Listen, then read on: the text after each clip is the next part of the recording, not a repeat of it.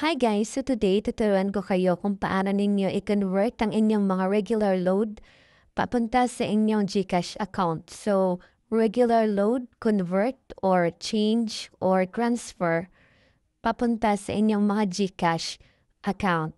So, meron lamang tayong mga steps na kinakailangan, no? Wala tayong ida-download na kahit anong application. So, ang video nga pala ito is available na lamang sa Smart, TNT, at Dito Network. So, hindi na po pwede ang Globe at TM. So, first, para ma-convert ninyo ang inyong mga regular load papunta sa inyong GCash account, pumunta lamang kayo sa YouTube. Then, search nyo Load to GCash.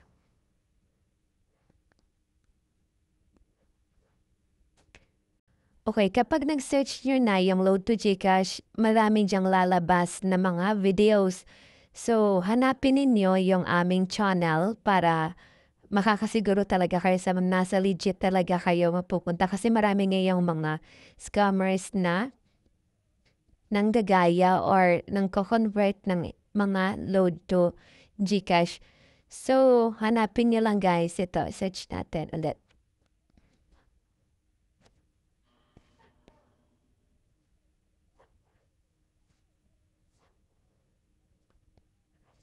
Okay, so ito guys, yung channel namin is Sam Trader. So kung napapansin nyo, meron diyang mga videos. Ayan. So panoorin nyo lang guys. And then, kapag mahanap nyo dito, meron diyang link na, kapag na-click nyo yung mga videos yan, meron diyang link na pang Facebook. So click nyo lang guys. So kung nahihirapan kayo sa YouTube, pumunta lamang kayo guys sa Facebook Lite. Okay. And then, pagpunta nyo guys sa Facebook Lite, search nyo lang yung aming Facebook page para direct na kayo makapag-message sa amin para hindi na kayo ma-scam ng iba. So, search nyo lang guys yung Sam Traders. So, wait lang natin yung signal.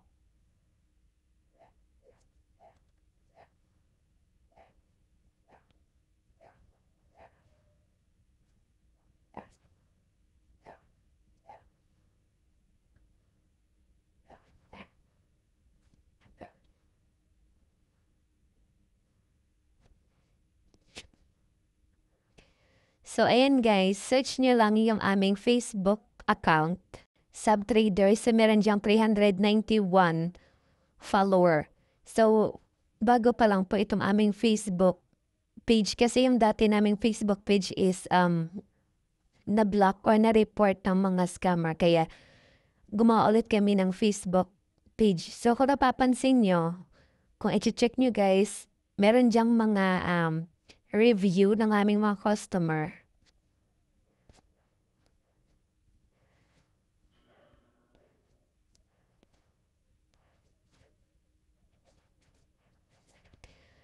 Ayan, kung iyon napapansin, kayo nang bahala mag-check dyan ng mga proof of payment namin para hindi na kayo mahirapan na hanapin yung Facebook page namin. I-message niyo lang kami guys kasi always naman kami open 24 hours.